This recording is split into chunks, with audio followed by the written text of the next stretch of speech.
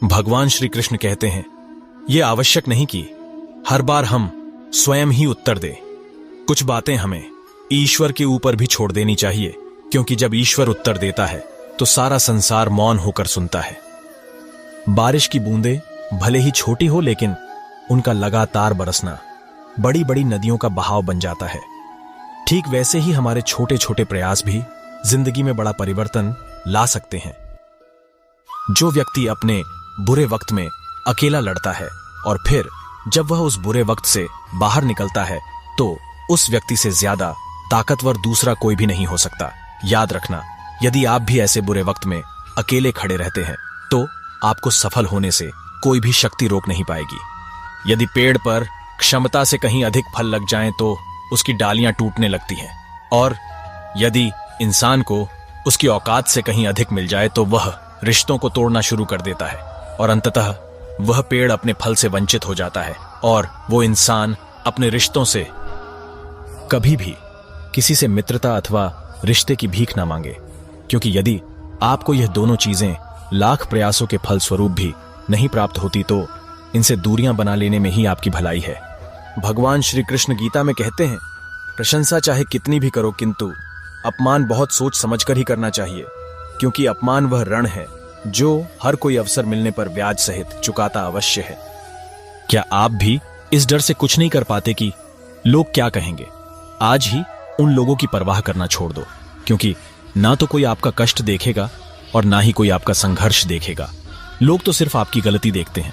आपने लाख अच्छाई की हो लोगों के साथ, बस एक गलती करके देख लीजिए और तब लोगों को आपकी गलती याद रहेगी, ना कि आपकी वो अच्छाई। परिस्थितियां कितनी भी विकट क्यों ना हो, बस एक बात का ध्यान अवश्य रखें। जिस तरह मौसम की एक आयु होती है, ठीक उसी तरह समस्याओं की भी अपनी एक निश्चित आयु होती है और एक समय पश्चात उनका भी समाप्त होना निश्चित है। बस धैर्य रखें। याद रखना, इतिहास कहता है कि कल सुख था, विज्ञान कहता है कि कल सुख होगा, किंतु धर्म कहता है कि यदि मन सच्चा है और हृदय शुद्ध है तो हर दिन सुख ही सुख होगा। भगवान श्री कृष्ण कहते हैं, याद रखना, यदि कोई आपको स्वयं से छोटा दिखाई देता है तो यह संभव है कि या तो आप उसे दूर से देख रहे हो या फिर अपने भीतर के अहंकार से देख रहे हो। प्रार्थना ऐसे करो जैसे सब कुछ भगवान पर निर्भर करता है, और प्रयास ऐसा करो कि जैसे सब कुछ आप पर निर्भर करता है। भगवान श्री कृष्ण कहते हैं, किसी को कुछ देकर अहंकार मत करो, क्योंकि क्या पता जो तू दे रहा है वह इस जन्म का उधार है या फिर पिछले जन्म का कर्ज जो तू इस जन्म में उतार रहा है। भगवान श्री कृष्ण कहते हैं, प्रार्थना और विश्वास दोनों ही वस्तुतः अदृश्य हैं, किंतु दोनों में इतनी शक्ति है कि असंभव को भी संभव बना दे। भगवान श्री कृष्ण कहते हैं, इंसान का पतन उसी समय से शुरू हो जाता है जब वह अपनों को गिराने की सलाह गैरों से लेना शुरू कर देता है। श्रीमद् भागवत गीता चतुर्थ अध्याय श्लोक संख्या 7। यदा यदा हि धर्मस्य ग्लानिर्भवति भारतः अभ्युत्थानम धर्मस्य तदात्मानं सृजाम्यहम्।